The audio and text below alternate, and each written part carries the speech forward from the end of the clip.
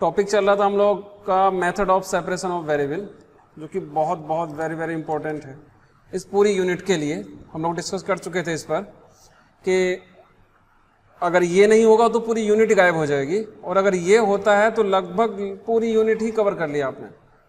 ये पूरे का पूरा कंप्लीट एक क्वेश्चन उठ के नेक्स्ट टॉपिक जो हम करेंगे उसके अंदर जाके एंटर कर जाएगा। समझ रहे हैं? आगे जो सपोज वेव या हीट इक्वेशन कराऊंगा मैं application of partial differential equation में, तो ये एप्लीकेशन नहीं है, ये तो केवल मेथड है। अब वेव या हीट में जब अप्लाई करूंगा मैं तो वहां पर ये सेम पूरा मेथड उठ के यहाँ पे पहुंच जाएगा। वहां पहुंचने के बाद कुछ पोर्शन और बचेगा, वो हम अलग करेंगे। ये तो वहां एज इट इज चला जाएगा, तो इसके बिना तो कुछ होने वाला है ही नहीं। ये तो 100% आपको करना ही करना है। चलिए बढ़ते हैं जरा आगे हम लोग। तो मेथड ऑफ सेपरेशन बात हो रही थी, ये हमने कर लिया था, जिसमें मैं बता चुका हूँ। इस पर हम लोग डिस्कस ज़्यादा नहीं कर रहे हैं, ये सब काम हो चुका है। ठीक, ये सब कर लिए आप लोगों ने, राइट। ये सब इसमें कुछ जो चीज़ ध्यान देने वाली थी वो क्या क्या थी, हल्का सा आइडिया दे दूँ। नंबर 1 तो आपने देखा होगा, हमने यू ये मानते थे, फिर वेरिएबल को सेपरेट करते थे, सेपरेट करने के बाद फिर हम लोग के मानते थे, राइट। जो नोट करने वाले पॉइंट हैं,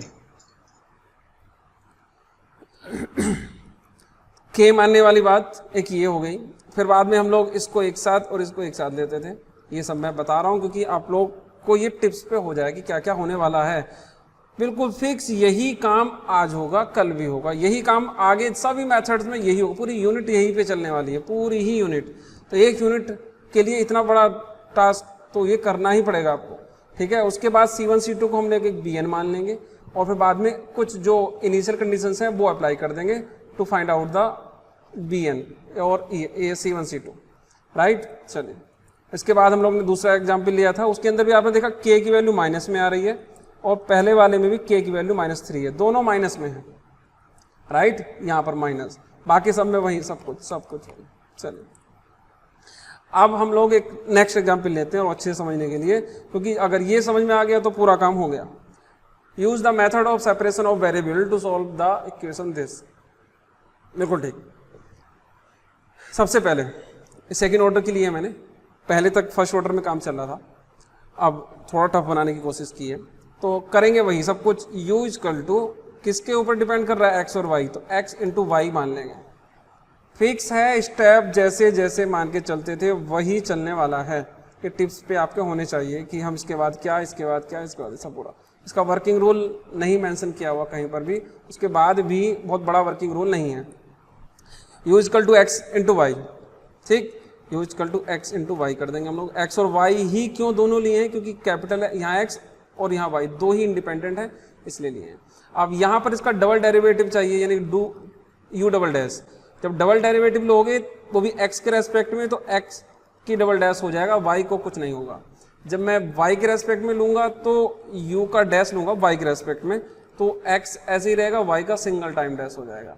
और अगर मैं डेल u डेल x लूंगा तो u का डैश x के रेस्पेक्ट में, तो फिर मैं इसको x को फर्स्ट टाइम करूंगा y को। ये चाहूँ तो डायरेक्ट में वैल्यू रख के एक ही बार में लाइन में एक ही बार में आंसर दे दूं।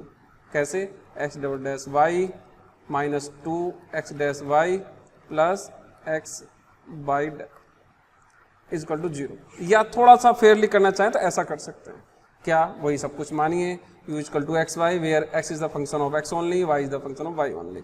उसके बाद del u over del x निकालिए, बहुत आराम से एक एक करके। फेयरली स्टार्टिंग में आप लोग कर रहे हैं तो, नहीं तो फिर धीरे धीरे ये सब शॉर्टकट में चलेगा। चलिए ये सब करने के बाद जो मेन है, जब ये वैल्यू उठाएंगे तीनों को उठा के इक्वेशन नंबर 1 में पुट कर देंगे, ठीक है, यहाँ पर या इसके अंदर। चलिए ये आ गया, ठीक, समझ गए। बस यहाँ एक दो स्टूडेंट को प्रॉब्लम हो सकती थी कि वही कि डी स्क्वायर क्यों मेंशन किया हमने। इसका आंसर मैंने पहले भी दिया था, फिर दे देता हूँ यहाँ पर, रह जाइए। ये था फर्स्ट क्वेश्चन जो इससे पहले लेक्चर में हुआ था। आपने अगर नहीं लिया है तो उसको ले लें अच्छे से, वो बहुत ज़्यादा इंपॉर्टेंट है।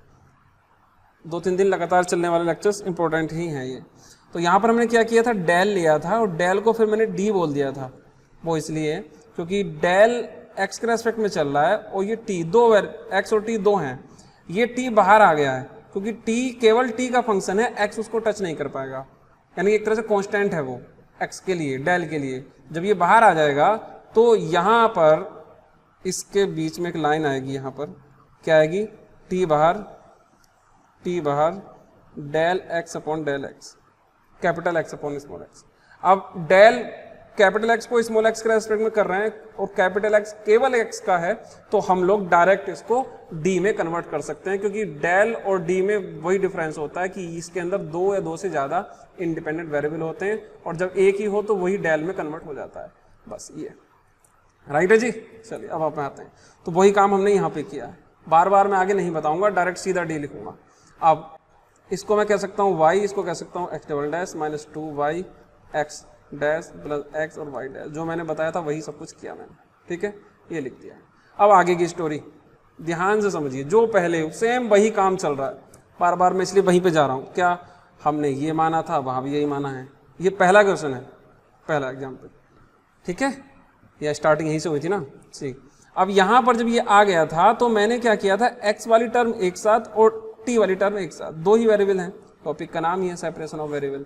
तो दो यहाँ x और t दोनों एक साथ हैं, यहाँ भी एक साथ हैं, यहाँ भी एक साथ है, नहीं, अलग अलग करने की कोशिश की थी हमने। यहाँ पर देखो, यहाँ भी एक साथ हैं, अगली वाली स्लाइड में मैंने किया था यहाँ पर, यहाँ x एक साथ और t एक साथ। चलिए, तो मैं अब प्रेजेंट वाले इसमें चल रहा हूँ। अब प्रॉब्लम आ रही है, ये दोनों एक साथ हैं, ये दोनों एक साथ हैं, ये दोनों एक साथ हैं, कोई बात नहीं, आराम से इसको देखते हैं। ये y और ये y कैपिटल है, बाहर ले लीजिए, क्या हो जाएगा, x डबल डैश माइनस के 2x dash plus x by dash इसका 2 0। इसको चाहो तो इसको उधर पहुंचा दीजिए, इसको पहुंचा दीजिए उधर, राइट। अब देखिए ध्यान से, ये x वाला पोर्शन है और ये x है, इसको इधर ले जाइए, इसके नीचे। कोई प्रॉब्लम किसी को नहीं होनी चाहिए। क्या करूंगा मैं, x dash minus 2x dash upon x और इक्वल टू माइनस के बाई डैश अपॉन y। ध्यान से देखिए, मैं इसको फेयरली कर देता हूँ, ध्यान देखो, सेम जो मैंने किया था अभी, बस ये इधर बजाओगे, अब अभी पहुंचा देंगे नेक्स्ट लाइन पे। ये देखो इधर, इसको हटाओ, इसको अभी रहने दो, इसको कुछ बात नहीं करनी है अभी आपको, इसको हटाओ। ये आ गया ये पोर्शन, ये पहुंच गया माइनस के बाई। अब आगे होता क्या था, बिल्कुल सेम वही कॉपी नंबर 1। यहाँ आने के बाद यहाँ पर माइनस के के माना है आपने, ध्यान देखो, सॉरी केवल के। दूसरा एग्जाम्पल लिया था मैंने, वहां पर भी आपने के माना था, ये रहा के। लेकिन के प्लस में है या माइनस में है या जीरो है, ये अभी आप लोगों ने नहीं बताया। लास्ट में आंसर आ गया था, हाँ वो अलग बात है, के की वैल्यू नेगेटिव। यहाँ पर जाओगे पहले वाले पर भी, तो यहाँ पर भी के की वैल्यू -3 आ गई। दो ही एग्जाम्पल कराए, दोनों में के की वैल्यू नेगेटिव है, ठीक है। मैं ये नहीं कह रहा हूँ कि हमेशा ही नेगेटिव आएगी, मैं ये नहीं बोल रहा हूँ, लेकिन मैं आपसे बताना चाह रहा हूँ कि ये नेगेटिव पहुंचेगी इन फ्यूचर। आगे होगा क्या, जरा समझिए। हम लोग यहाँ पहुंच गए थे, यहाँ पर। अब मैं इसको के कह सकता हूँ, के। अब के की वैल्यू, क्योंकि टॉपिक चल रहा है सेपरेशन ऑफ वेरिएबल, अभी हम मेथड सीख रहे हैं, अप्लाई करना नहीं सीख रहे किसी पर, अभी हम मेथड सीख रहे हैं। कोई भी, सपोज आप लोग छोटा साइकिल भी चलाना सीखोगे, तो चलाना अलग है, अप्लाई बाद में जब आप अपने स्कूल कॉलेज जा रहे हैं या कहीं जा रहे हैं, ठीक है। ये छोटे साइकिल की बात कर रहा हूँ, बड़ा चलाएंगे तो फिर और मुसीबत है। तो अगर सीखने के बाद जब अप्लाई करोगे तब फिर कंडीशन अप्लाई है, वहां पर क्या होगा वो तो मैं वही बताने की कोशिश कर रहा हूँ। अभी आपने के लिया है, आप यहाँ K1 ले लो, K2 ले लो, P ले लो, अल्फा बीटा कुछ भी ले लो, अभी ये मेथड कुछ नहीं बोलेगा, जैसा कह दोगे ये वैसा ही मानने को तैयार है। लेकिन धीरे धीरे आप जब आगे बढ़ोगे अप्लाई करने पर, तो वो ये कहेगा के की वैल्यू मुझे ये बताएं, आप पॉजिटिव लेना चाहते हैं कि नेगेटिव लेना चाहते हैं कि जीरो, ठीक है। वो क्यों पूछेगा, वो इसलिए पूछेगा, अगर आपने पॉजिटिव लिया तो उसका आंसर नहीं आएगा, अगर आपने जीरो लिया तो भी उसका आंसर नहीं आएगा, नेगेटिव ही लोगे तभी आगे चल के काम बनेगा। समझ रहे हैं, आगे चल के होने वाला क्या है, नेक्स्ट 1-2 लेक्चर के बाद वो आपसे पूछेगा कि के की वैल्यू बताइए, तब फिर आप मजबूर होकर कहोगे जी हमने तो फ्री ले लिया, एक फ्री हिट, हम तो जब मन करें हम कुछ भी लगा देंगे। वो कहेगा नहीं, आप मुझे जरा सही से सेपरेट अलग करो, इसको प्लस वाले अलग करो, माइनस वाले अलग के करो और जीरो वाले अलग करो। भाई के अंदर तो तीनों है ना, प्लस वाले के भी हैं, माइनस भी हैं और जीरो भी हैं, कोई भी वैल्यू हो सकती है इसके अंदर, माइनस इन्फिनिटी से लेकर इधर इन्फिनिटी को छोड़ के, मतलब माइनस वाली सारी टर्म और प्लस वाली सारी टर्म जी। तो के की बात चल रही थी हम लोगों की, तो के तीनों में से कुछ भी रख सकते हैं प्रेजेंट में, या के को के ही रहने दो। क्यों 3 बार करके दिखाओगे, 3 बार करके दिखाओगे, 3 ट्रिपल मेहनत क्यों करना चाह रहे हो। लेकिन जैसे ही आप नेक्स्ट मेथड पे वेव या हीट इक्वेशन पे अप्लाई, टॉपिक यूनिट का नाम क्या है, एप्लीकेशन ऑफ PDE, जब आप एप्लीकेशन में एंट्री करोगे ना, अभी तो एक मेथड है जो सब में लगेगा, समझ रहे हैं? ये सेपरेशन ऑफ वेरिएबल का मेथड है जो कि जा जाके हर जगह लग जाएगा। जैसे वेव इक्वेशन है यहाँ लगेगा, हीट इक्वेशन है यहाँ लगेगा, लाप्लास है यहाँ लगेगा, यानी पूरे का पूरा उठ के यहाँ चला जाएगा। जब वेव पर जाओगे वेव पूछेगा इससे कि भाई के की वैल्यू बताओ जरा हमें, इसको हटाओ जरा, के की वैल्यू बताइए, तो वो कहेगा जी मैं तो तीनों रखता हूँ, कुछ भी ले लो मुझसे। तो के की वैल्यू माइनस के, प्लस के और जीरो रखेंगे, हम तीनों रख के देखेंगे वहां, और जैसे हम देखेंगे तो ये फेल हो जाएगा, ये फेल हो जाएगा, केवल माइनस वाला ही पास होगा। वो मैं वहां प्रूव करके दिखाऊंगा, यहाँ प्रूव करने का टाइम नहीं है हमारे पास, अभी तो केवल मेथड सीख रहे हैं हम लोग। तो क्यों ना मैं तुमको अभी से निगेटिव की आदत डाल दूं, अभी से, जबकि मैंने 2 क्वेश्चन कराए हैं, ऐसा नहीं है 2 करा के दिखाए के पर। मैं धीरे धीरे तुमको उस प्लेटफॉर्म पे ले जाने की कोशिश कर रहा हूँ जिस पर हम लोग मैच खेलेंगे सही से। अभी तो हम ऐसे ही चल रहा था काम गली मोहल्ले में, ठीक। तो हम लोग माइनस पर बात करेंगे, और 2 एग्जाम पे मैंने दिखा भी दी, दोनों में आंसर के की वैल्यू माइनस में है, दोनों लाइव दिखाए हैं मैंने, दोनों में के की वैल्यू माइनस में आई है। लेकिन इसका मीनिंग ये नहीं कि हमेशा ही माइनस आएगी, लेकिन माइनस में आती है। तो अब प्रॉब्लम ये आ गई कि अगर माइनस लेना है तो फिर माइनस की वैल्यू कैसे ली जाए, ठीक, कैसे ली जाए मतलब समझे जरा। जब कोई वैल्यू माइनस में है, ये सबसे सिंपल मैथ में होता है, अगर k माइनस में है सपोज, तो मुझे एक ऐसी टर्म देनी पड़ेगी इसको जिसमें ये टर्म, जैसे ये एक्स स्क्वायर माइनस के पी स्क्वायर माइनस के टी स्क्वायर, ये टर्म होती है निगेटिव, साफ साफ दूर दूर तक दिखती है निगेटिव ही है। क्योंकि x की वैल्यू आप कुछ भी रखिए निगेटिव ही आंसर आएगा। p की वैल्यू प्लस में रखिए या माइनस में रखिए, ये एक ऐसा मेथड है, एक जनरल टर्म है जिससे कोई नहीं बच पाया निगेटिव होने से। निगेटिव होना है तो होना ही है। इसके अपोजिट एक दूसरी टर्म होती है एक्स स्क्वायर या पी स्क्वायर या टी स्क्वायर या alpha square dot dot dot, ये हमेशा ही पॉजिटिव होती हैं। अब x की वैल्यू कुछ भी रखिए आप, ये निगेटिव ही आए, सॉरी पॉजिटिव ही आएगी। समझ रहे हैं? केवल नोटेशन इस टाइप से लिखने का रीजन क्या है, तो बस अब मैंने वो यही किया कि माइनस पी स्क्वायर लेने का रीजन ये है, आप p की वैल्यू कुछ भी रखिए। अभी k चल रहा था ना, अब मैंने माइनस पी स्क्वायर ले लिया है। आप चाहो तो इसको माइनस के के स्क्वायर भी ले सकते हो, लेकिन जनरली फॉर्मेट जो होता है वो p में चलता है, हर एक बुक में स्टैंडर्ड टर्म है। बाकी प्रॉब्लम कुछ नहीं है, हमें माइनस के स्क्वायर ले लोगे तब भी चलेगा। स्क्वायर ही क्यों लिया इसका रीजन मैंने बता दिया। स्क्वायर ही इसलिए लिया क्योंकि, और माइनस क्यों लिया, क्योंकि हमें ये टर्म, पूरी टर्म को निगेटिव में दिखाना है कि ये निगेटिव है, ठीक है। अगर मैं इसको माइनस पी ले लिया होता बाई चांस, और p की वैल्यू निगेटिव हो जाती -3, तो ये तो प्लस के 3 हो गया, बस गड़बड़ हो गई। लेकिन मैं अगर p स्क्वायर दे दूं माइनस के, तो आप -3 रखोगे तो -3 3 9, 9 का बाहर माइनस है तो माइनस के 9 होगा। ये सिंपल सा मेथड है जो आप पे बहुत अच्छे से मालूम है, तो मैंने इस पर डिस्कस कर लिया है। माइनस पी स्क्वायर ही क्यों लिया है मैंने, क्योंकि इन फ्यूचर हमको निगेटिव वैल्यू पर ही आंसर मैच करेगा, बाकी पे नहीं करेगा। ये तो मेथड बेचारा बहुत सिंपल सा है, ये तो ये कह रहा है मुझे तो कुछ भी दे दो, मैं तो मेथड हूं, मैं तो लग जाऊंगा। लेकिन जब आगे वेव आएगी वो कहेगी, वो मना करेगी कि नहीं भाई ऐसे नहीं चलेगा, ठीक है। आप निगेटिव वैल्यू, पॉजिटिव वैल्यू और जीरो वैल्यू तीनों रख के दिखाइए, और तीनों में से जो पास होगी मैं उसी को आगे भेजूंगा, ठीक है। मुझे पहले मालूम है कि नेगेटिव ही पास होता है, तो इसलिए मैं तुम लोगों की हैबिट बना रहा हूँ, ठीक है। और आपको अगर ये एग्जाम में आएगा तो आप कोई भी रख सकते हैं, ये भी, केवल के भी, केवल पी भी, कोई टेंशन नहीं, हम लोग सब समझ जाते हैं कि आपने रखा है।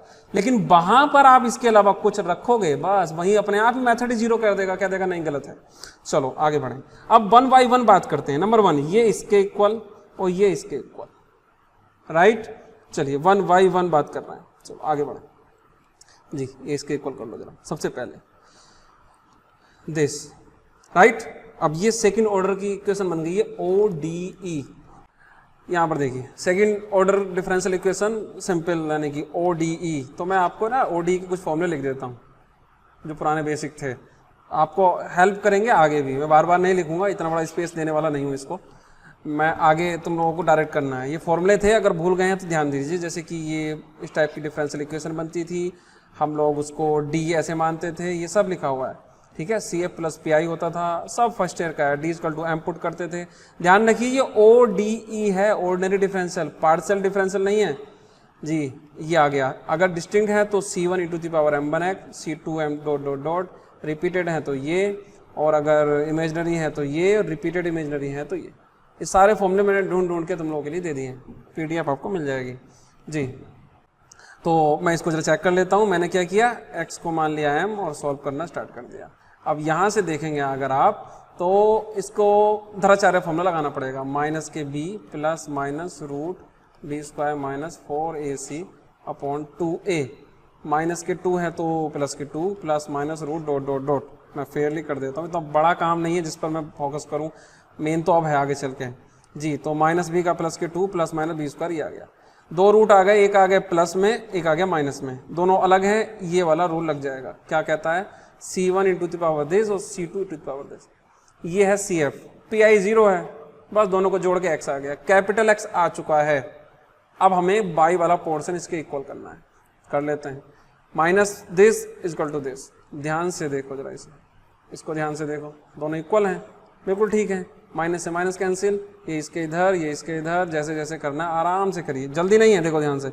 माइनस से minus cancel, y dash equal to minus k plus k p square capital y, या इसको इधर रहने दो। सुनो, नीचे का डिफ्रेंसिएशन ऊपर है ना, तो ये सबसे सही है, ऐसे कर लेते हैं ना, तो लॉग वाई इक्वल टू हो जाएगा p square y plus log c2। ध्यान से समझिए हमको करना क्या है, मैंने आपको कुछ मेथड बताए थे, ठीक है। मेथड में देखूं मेरे पास पड़े हैं क्या वो फॉर्मूले, ठीक है जी। यहाँ पे मैंने इससे पहले लेक्चर में बता दिया था कि फर्स्ट ऑर्डर डिफरेंशियल इक्वेशन को सॉल्व करने के दो मेथड थे, वेरिएबल सेपरेबल वाला या इंटीग्रेशन फैक्टर मेथड से। अगर इस टाइप का बना सकते हैं तो IF ये और ये फॉर्मूला होता था, और अगर आप सेपरेशन वाले वेरिएबल सेपरेबल से करना चाहते हो तो फिर आप y वाले पोर्शन एक साथ, x वाले एक साथ, डायरेक्ट इंटीग्रेशन कर दीजिए। ये दोनों मेथड थे, इसको नोट कर सकते हैं कहीं पर भी, ठीक है। चलिए हम पहुंचते हैं अपने वहाँ पर, ठीक, कहाँ थे हम लोग, यहाँ, ठीक है। अब हम लोग पहुँचे थे यहाँ, अब मैं इसको वही जो मैं बता रहा था, ठीक, सॉल्व किया हमने, सॉल्व किया तो log y equal to this आ गया। अब log y minus log c3 equal to P square Y. आप में से कुछ ये पूछ सकते हैं सर यहाँ c3 क्यों लिया, तबकि c2 लेना चाहिए था। एक्चुअली c1 यहाँ आ चुका है, c2 यहाँ आ चुका है, इसलिए मजबूरन मुझे c3 ही लेना पड़ा यहाँ पर, c3, ठीक है, कोई बड़ा काम नहीं है। अब ये दोनों हो जाएंगे log y upon c3 equal to P square y, और log उधर चला जाएगा तो ये हो जाएगा y equal to c3 to the power p square y, ठीक है। फेयरली मैं लिख देता हूँ, ये आ गया, यानी कैपिटल X भी आ चुका है, कैपिटल Y भी आ चुका है। अब इन दोनों की मल्टीप्लाई करके रख देते हैं, मल्टीप्लाई करके रख देते हैं, चलिए ठीक। From equation number 2, equation number 2 कौन सी थी हम लोगों की, इक्वेशन नंबर 2 हम लोगों की थी इस टाइप से, ये वाली, U equal to capital XY, कोई प्रॉब्लम नहीं होनी चाहिए। चलिए दोनों को मल्टीप्लाई कर दी, मल्टीप्लाई करके ये आंसर आ गया। एक चीज़ और नोट करने वाली बात है यहाँ पर C1 आर्बिट्री कांस्टेंट है, C2 आर्बिट्री कांस्टेंट है, C3 आर्बिट्री कांस्टेंट है, और भी P भी चल रहा है, अभी P भी नहीं निकाला हमने। हम लोग, मैंने आपको जब स्टार्ट किया था तो बताया था कि स्टार्टिंग में अगर यहाँ बाउंड्री या इनिशियल कंडीशंस गिवन है तभी हम लोग C1 C2 या डॉट डॉट को निकाल सकते हैं। अगर ये गिवन नहीं है तो हम कुछ भी नहीं निकाल पाएंगे। तो अच्छी बात ये थी कि उसने कुछ दिया ही नहीं है, अगर वो नहीं दे रहा है तो इससे अच्छी क्या बात है, हटाओ उसको, बस यही आंसर है, यही आंसर है। लेकिन हर बार ऐसा नहीं होगा। नेक्स्ट एग्जाम्पल में मैं बाउंड्री कंडीशंस लूंगा और थोड़ी टफ कंडीशन लूंगा जो आप समझ सको, आगे तक भी खेल सको अच्छे से। तो अभी C1 C2 और C3 की वैल्यू निकाले बिना ही आंसर दे दिया है, वो इसलिए क्योंकि बाउंड्री या इनिशियल में से कोई कंडीशन कुछ गिवन ही नहीं है, अदरवाइज वो होती तो उनको भी मैं अप्लाई करता यहाँ पर।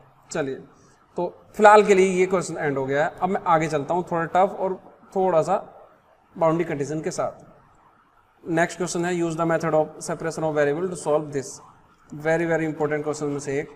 ये मैं जितने भी क्वेश्चन दे रहा हूँ ट्रैक वाइज दे रहा हूँ, एक करोगे अगले वाले में कुछ एक्स्ट्रा दूंगा, फिर अगले में कुछ और एक्स्ट्रा, फिर एक्स्ट्रा, फिर धीरे धीरे धीरे आप परफेक्ट बन जाओगे।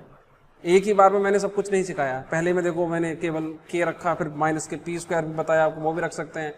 अब कंडीशन मैंने दो ले ली है, पहले एक ही कंडीशन थी, समझ रहे हैं? जरा देखो यहाँ पर देखो, ये पहला क्वेश्चन था एग्जाम्पल नंबर, इसमें एक ही कंडीशन थी, ठीक। दूसरा मैंने दिया था आप लोगों को ये वाला, इसके अंदर भी एक कंडीशन थी, के की वैल्यू नेगेटिव आई थी।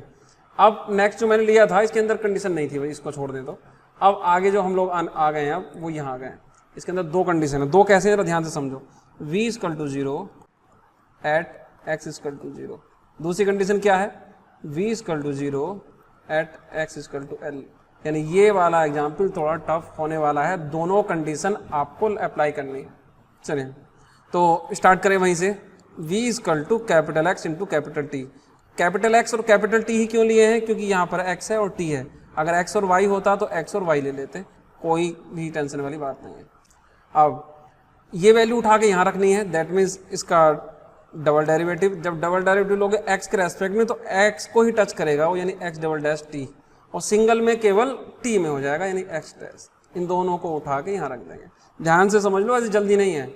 फिर समझा देता हूँ, जो v की वैल्यू है वो कैपिटल x और t मानते हैं। लेट स्टार्टिंग हमेशा यहीं से होगा, जो यहाँ होता है उसको मानते हैं। अगर ये होता del square u upon del x तो फिर हम x u equal to capital x into y होता तो y मान लेते हैं, ठीक है। तो v इक्वल टू हम कैपिटल x कैपिटल t मानेंगे। अब ये वैल्यू उठा के यहाँ रख देंगे, यानी ये वैल्यू भी रखेंगे यहाँ पर, ठीक है। तो ये हो जाएगा del square capital x capital t upon del x square equal to capital x into capital t upon t। अब x के रेस्पेक्ट में करोगे तो x ही टच होगा, t से कोई मतलब नहीं है। तो t को क्या करेंगे हम लोग, इसको बाहर कर देंगे। अब जब इसको करेंगे हम लोग सेकेंड टाइम तो t x डबल डैश आ जाएगा। ऐसे t के रेस्पेक्ट में करोगे तो x बाहर आ जाएगा और t, कोई बड़ा काम नहीं है। लेकिन अभी भी सेपरेट नहीं हुई है, t x के साथ है। मैं फेयर लिख देता हूँ, देखिए ध्यान से। आ गया, यहाँ आ गया। अब यहाँ पर x और t साथ साथ हैं तो इनको दूर करना कोई बड़ा काम नहीं है। इस t को इधर ले जाओ और इस x को इधर ले जाओ, कर दिए सेपरेट। अब वहीं से कहानी स्टार्ट होती है। इसके आगे मैं k भी मान सकता हूँ, इसके आगे मैं k स्क्वायर भी मान सकता हूँ, इसके आगे माइनस के k स्क्वायर भी मान सकता हूँ, p स्क्वायर भी प्लस के p स्क्वायर भी, जीरो भी, ये सब चल जाएंगे, कोई भी मान सकते हैं। राइट है, कोई एक कांस्टेंट इस टाइप की। लेकिन मैं p minus k p square को प्रीफर करता हूँ, आगे जाके हेल्प करेगा। हमें तो मेथड सीखना है ना, मेथड। आप यहाँ k ले लो, केवल चल जाएगा, इसको हटाओ, केवल और केवल k ले लो तब भी चलेगा। चलिए ठीक है, तो माइनस के p स्क्वायर ले लिया मैंने यहाँ पर। अब वही कहानी, ये इसके साथ जाएगा एक बार, ये दूसरी बार इसके साथ जाएगा। जब पहली बार इसके साथ ये वर्क करेगा तो t इक्वल टू कुछ आ जाएगा, फिर दूसरी बार करेगा तो x आ जाएगा, दोनों को मल्टीप्लाई कर देंगे, बस यही तो करना है। चलिए, तो सबसे पहले मैंने ये ले लिया, वही सिंपल सा फॉर्मूला, t को इसके नीचे लेफ्ट राइट जो करना है सॉल्व कीजिए।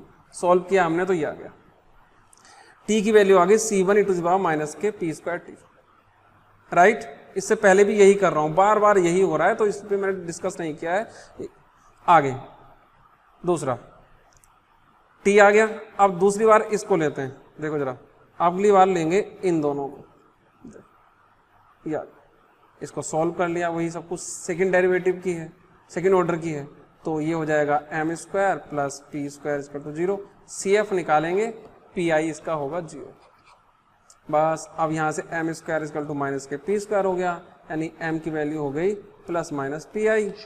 ये हो गई आप लोगों की कॉम्प्लेक्स में, ठीक। तो कॉम्प्लेक्स रूट अगर होते हैं तो क्या होता है, मैं राइट साइड में लिख देता हूँ। ये होता है e की power ax c1 cos beta x plus c2 sin beta dot dot dot, होते हैं यही, वही मैं यहाँ लिख देता हूँ, ठीक। एक चीज़ ध्यान रखना है बस, यहाँ मैंने c2 लिया है, c1 नहीं लिया है, क्योंकि c1 मैं पहले ले चुका हूँ। c1 आर्बिट्री कांस्टेंट में यूज कर चुका हूँ, इसलिए मैंने c2 से स्टार्ट किया, जबकि फॉर्मूले में c1 से स्टार्ट करते हैं। इसको भी ध्यान रख लेना, बहुत बड़ा काम नहीं है। मैं इतनी छोटी चीज़ को इसलिए बता रहा हूँ कि मेरे पास 0 से लेके 100% मार्क्स वाले बच्चे भी हो सकते हैं, तो मुझे मालूम नहीं कि आप में से कौन 0 है और कौन 100 है, तो इसलिए बता रहा हूँ। नहीं तो इसमें कोई भी बताने वाली बात नहीं है कि c1 यहाँ ले लिया तो c2 तो लोगे। चलिए ठीक, ये आ गया CF, pi 0 है, बस x आ गया, t पहले आ चुका, ध्यान रखो, x अब आ चुका, दोनों की मल्टीप्लाई कर देते हैं, यही तो करना था, x और t की मल्टीप्लाई कर दीजिए, बस यही आपका आंसर है। बट अगर कंडीशंस गिवन हैं इनिशियल, तब हमको वो अप्लाई भी करनी है। अगर वो ना होती, इससे पहले ना होती, जो कि लगभग ये थी कंडीशन, अगर ये ना होती ना तो बस हमारा काम हो गया था, हमने आंसर दे दिया था। सेपरेशन ऑफ वेरिएबल का काम तो खत्म हो गया, बस अब कंडीशन लगानी और सीखनी है आप लोगों को, समझ गए। चलें मैं देख लेते हैं। अब सबसे पहली कंडीशन मैं पढ़ लेता हूँ क्या क्या है, इसको याद कर लो, मैं अगले वाले पेज में लिख देता हूँ। क्या ये है, v equal to 0 x equal to 0, ध्यान देखो, v equal to 0 at x equal to 0 and v equal to 0 at x equal to l। दोनों x इक्वल टू 0 और l पर दोनों 0 हैं। चलिए देख लेते हैं, तो मैं यहाँ लिख लेता हूँ रफली कहीं पर, v इक्वल टू 0 है, x इक्वल टू 0 और v इक्वल टू 0 है, x इक्वल टू l।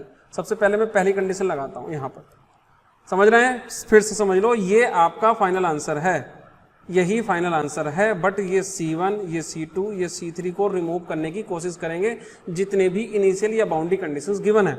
चलिए मैंने क्या किया, पहली कंडीशन लगा दी, अप्लाई द कंडीशन दिस, पहली वाली कंडीशन यही थी, v equal to 0 at when x equal to 0। तो मैं क्या करूंगा, इसके अंदर x इक्वल टू 0 पुट कर दूंगा, x इक्वल टू 0। जैसे ही मैं x इक्वल टू 0 पुट करूंगा, ये वाला b अपने आप ही 0 हो जाएगा, क्योंकि ये पहले ही बता चुका है कि b 0 ही होगा। ठीक है, उसमें बता चुका है। जैसे ये कंडीशन उन कंडीशन की तरह हैं जैसे आपने 10th-12th में एक क्वेश्चन आते थे, शायद मैथ में भी थे, कोई ऑब्जेक्ट ऊपर से नीचे को गिर रहा है, स्टार्टिंग में t इक्वल टू 0 और v means u equal to 0 होता है। ये स्टार्टिंग में फिक्स होता था, वही काम यहाँ पर है लगभग। तो हमने क्या किया, x इक्वल टू 0 रख दिया। जैसे यहाँ रखोगे तो साइन 0 0 ये खत्म हो गया, तो ये भी खत्म हो जाएगा, cos 0 1 हो जाएगा, तो C2 बचेगा। मैं फेयरली लिख देता हूँ, ध्यान से समझो। जब 0 रख दिया यहाँ पर, ये वाला C1 यहाँ, ये वाला पोर्शन यहाँ, ये C2 यहाँ, cos px यानी cos p0, cos 0 1 होता है, यहाँ पर आ गया 1, राइट। आगे का पोर्शन समझो जरा, यहाँ साइन 0 0 प्लस 0, सिंपल हो गया। अब ध्यान से समझिए, एक और नया पॉइंट आया है अभी। ये एग्जाम्पल प्रीवियस या और प्रीवियस वाले से कैसे अलग है वो समझिए, कुछ नया समझाने के लिए था, इसलिए मैंने समझाया। नंबर 1, C1 एक टर्म है, ये दूसरी टर्म है और ये तीसरी टर्म है। कभी भी 3 टर्म की मल्टीप्लाई अगर 0 आती है, इसका मीनिंग होता है कि कम से कम ये इनमें से कोई एक 0 है। 2 भी 0 है, 3 0 है वो अलग बात है, लेकिन एक 0 तो है इनमें से। तो मैं ये देखूंगा कि क्या C1 0 है, या कर सकता हूं, क्या मैं इसको 0 कर सकता हूं या इसको 0 कर सकता हूं। अब 3 कंडीशन है मेरे पास, मैं किसको 0 करूंगा, जरा मैं इसका रीजन देता हूं। मैं किसको 0 करूंगा, मैं करूंगा C2 को 0। C2 टर्म को 0 करने वाला हूं। है तो 3 टर्म, लेकिन तीनों में से मैं करूंगा C2 को। क्यों, रीजन बताता हूं। नंबर 1, मैं C1 को 0 नहीं कर सकता हूं, या ये हो नहीं सकती। मैं तो करने वाला कौन होता हूं, ये अपने आप ही बोल रहा है ना। वो हम C1 0 करना चाहते हैं, हम चाहते हैं C1 0 हो जाए, लेकिन अगर मैंने C1 0 रख दिया तो ये यहाँ भी 0 हो जाएगा। अगर यहाँ 0 हुआ C1 तो T भी 0 हो जाएगा। अगर ये T 0 हुआ तो स्टार्टिंग किस पे थी, v equal to x into t. जब T 0 तो ये v भी 0 हो गया। इससे पहले वाली टर्म थी ना, ये वाली देखो जो मानी थी, अगर मैंने T 0 कर दिया तो फिर बचेगा क्या, फिर तो कुछ है ही नहीं। क्या सॉल्व कर रहे हैं हम लोग, समझ रहे हैं। तो C1 को 0 तुम नहीं कर सकते, ना तुम कर सकते हो ना वो होगा। दूसरी टर्म, सेकंड वाली टर्म भी इसके साथ ही चल रही है यहीं पर, ये भी तुम नहीं कर सकते हो। ठीक, तीसरी टर्म बचती केवल C2, तो मजबूरन लास्ट में आके मुझे C2 को ही 0 करना पड़ेगा। चलिए, तो इसका मीनिंग हो गया C2 इक्वल टू 0, लिख दिया C1 कैन नॉट बी 0। बस जब C2 0 हो गया तो ये C2 की वैल्यू उठ के यहाँ आ जाएगी। ये आंसर है एडिशन नंबर 1। एडिशन मतलब आंसर तो है, लेकिन फर्स्ट एडिशन में। अब सेकंड एडिशन में जैसे ही मैं C2 0 रख दूंगा, अब नया आंसर आएगा। देखो, जैसे ही मैं फ्रॉम 6 रखूंगा, अब आ गया नया आंसर। देखो ध्यान से देखो जरा इसको, C1 C1 है, e to the power something ये रहा, C2 0 हो गया तो ये पोर्शन हट गया, C3 ये रहा, साइन ये रहा। अब ये आ गया आंसर एडिशन नंबर 2। ये दूसरा आंसर है, इसी का अपडेटेड वर्जन, समझ रहे हैं। ये फर्स्ट एडिशन था, ये दूसरा एडिशन है। आंसर ये था, लेकिन कुछ एरर के साथ, अब वो एरर हमने दूर कर दी। अब अभी भी C1 और C3 और P3 रह रहे हैं। अब मैं दूसरी कंडीशन भी तो थी हमारे पास, एक कंडीशन थी ये x इक्वल टू 0 पर, एक और बची है ना अभी, उसको भी लगा देते हैं। हमारे पास जितनी लाइफ लाइनें लगा देते हैं। चलिए, तो अब मैं क्या करता हूँ, थर्ड कंडीशन लगा देता हूँ। Apply the condition v equal to 0 when x equal to l। Apply कर देता हूँ, देखते हैं क्या होता है। जैसे ही मैं x इक्वल टू l रखूंगा, देखो जरा, x मीन्स यहाँ ही है, x यहाँ तो है नहीं कहीं पर, केवल यहाँ है। तो जैसे ही मैं l रखूंगा, यहाँ पर l रखूंगा, तो ये 0 हो जाएगा। मैं फेयरली कर देता हूँ 0 इक्वल टू दिस। अब फिर वही कहानी आ गई है, C1 0, C3 0, ये 0 या ये 0। ठीक है, मैं किसको करूंगा अभी बताता हूँ। ठीक है, चलिए, 4 में से कौन 0 होगा जरा देख लेते हैं। C1 पहले ही मना कर चुका है कि मैं नहीं हो पाऊंगा भाई, मेरे घर में मैं अकेला हूँ, मुझको 0 करोगे बेचारा टी चला जाएगा। चलिए C3, अब C3 कह रहा है जी मुझे 0 कर दो, तुम करना चाहो तो मैं तो रेडी हूँ। C3 0 मीन्स ये 0 अगर तुमने किया, C2 पहले ही बेचारा बलिदान दे चुका है अपना, यहाँ ये तो पहले ही बॉर्डर पे बेचारा जा चुका। C3 को तुम अब कर दोगे, बेचारा X तो चला गया, X चला गया तो फिर वो V जो है X और T के मिल के बनता था, तो फिर तो वो भी चला गया। भाई कम से कम एक को तो छोड़ दो, समझ रहे हो बात को। C1 को हम पहले मना कर चुके हैं और फिर से मना करवा देते हैं इससे, ये मना कर देगा T। C3 कह रहा है मैं हो जाऊंगा 0, मुझे कोई प्रॉब्लम नहीं है, घर जाके पूछ लो मेरे। तो हम गए इसके घर के यहाँ फैमिली में, इसकी फैमिली में 2 ही पर्सन थे, एक ये C2 और एक C3। C2 को बेचारे को हमने पहले ही इसको वर्किंग पे लगा रखा है, बलिदान अच्छा नहीं लगता, बलिदान को हटाओ। C2 को हमने पहले ही 0 कर रखा है, ठीक है, वर्किंग पे लगा रखा है। अब C3 को भी लगा दोगे तो बेचारा घर अकेला हो जाएगा, तो हम C3 को नहीं कर सकते भाई। इनडायरेक्टली मीनिंग समझ रहे हो ना, मीनिंग ये है कि अगर मैंने इसको 0 किया, इसको भी 0 किया तो X 0 हो जाएगा, इसलिए हम लोग इसको भी नहीं कर सकते। अब रहते हैं इसकी कहानी तीसरे वाले की। तीसरा वाला कौन सा, ये वाला, ये भी यहाँ मना कर चुका है। अब केवल साइन PL बचता है, साइन PL है, लगा दो IPL इस पे, हो गया। तो साइन PL इक्वल टू 0, बस फिर पुराने फॉर्म में जो तुम लोगों को याद है वो लगा दीजिए। क्या, साइन PL इक्वल टू 0। तो जब 0 आता है तो फिर हम लोग क्या पुट करते हैं, इसके बाद हम लोग अगर ये आता है तो साइन n पाई, अगर कभी 0 आता है तो हम लोग साइन n पाई लगा देते हैं। साइन से sine cancel indirectly, PL equal to n pi, और P की वैल्यू होगी n पाई बाई L, ठीक। अगर यहाँ से P की निकालनी है तुमको तो बस यही मैं कर लेता हूँ, राइट। ये आ गया, P भी आ गया। अब उठा के फिर हम समझो, ये आंसर था एडिशन नंबर 1 यानी फर्स्ट आंसर, ये भी आंसर था।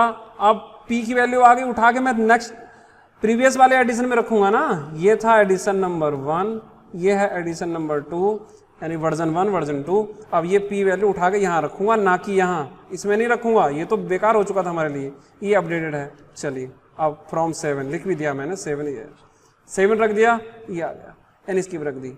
अभी भी C1 C3 हमारे प्रेजेंट हैं, इतनी मेहनत करने के बाद भी C1 C3 प्रेजेंट है, लेकिन अब हम कुछ नहीं कर सकते। क्यों नहीं कर सकते हम लोग कुछ भी, हमारे पास जो कुछ था हम इस पे लगा चुके हैं, अब हम खाली हाथ हैं। हमारे पास यहाँ बाउंड्री इनिशियल कंडीशन जो थी सब हम इसके अंदर लगा चुके हैं, अब हमारे पास कुछ नहीं बचता है। अब कुछ नहीं बचता है तो सिवाय आंसर लिखने के हम कुछ नहीं कर सकते। हाँ, थोड़ा बहुत फॉर्मेट जरा अच्छे से करके इसको मार्केट में बेचेंगे तो 10 मार्क्स का है तो 10 मार्क्स तो मिल ही जाएंगे, ठीक है जी। तो अब मैं इतना तो कर ही सकता हूँ जाते जाते भी, दोनों आर्बिट्री हैं, दोनों आर्बिट्री को मैं BN कह सकता हूँ भाई, जाते जाते इतना तो कर ही सकता हूँ मैं C1 C3 की वैल्यू मुझसे नहीं निकल पाएगी, हो ही नहीं पाएगी, ठीक है। तो मैं क्या कर रहा हूँ, इसको BN कह देता हूँ, हल्का सा आइडिया, ठीक है। जाते जाते मैं इतना तो कर ही सकता हूँ, इसको BN मान लिया मैंने, बस ये ही आंसर था। ये और भी अच्छा आंसर है, एक आंसर और देता हूँ आगे। आप कहोगे सर ये भी क्या सिखा रहे हो, आंसर पे आंसर दिए जा रहे हो। देखो सुनो, अगर किसी बच्चे से पूछा जाए कि बेटा तुम 2 का टेबल सुनाइए, और 2 का टेबल भी बस 5 तक सुनाइए, 2 5 जा, तो वो 2 के 5 तक तो सुना दे, 2 के 6 भी सुना देगा तो और अच्छी बात है, 7 सुना देगा तो और एडिशनल है, वो एडिशनल है। लेकिन पूछा गया 5 से, ये वाली वैल्यू दे दोगे तुम तो एडिशनल है, आंसर तो यही है एक तरह से, या इसको कन्वर्ट किया ये भी है। एक नेक्स्ट लाइन और दे रहा हूँ, वो भी एडिशनल है, लेकिन वो एडिशनल आपको हेल्प करेगी, ऐसा नहीं है आगे फ्यूचर में काम आएगी, जरा समझिए, नहीं तो मैं बेवकूफ़ नहीं हूँ कि तुमको एक्स्ट्रा पढ़ा रहा हूँ यहाँ। तो इसको मैंने मर्ज करके BN दे दिया। अब एक टर्म और ले लो जी। अब 8 satisfy the given condition for all value of n, has the most general solution is this.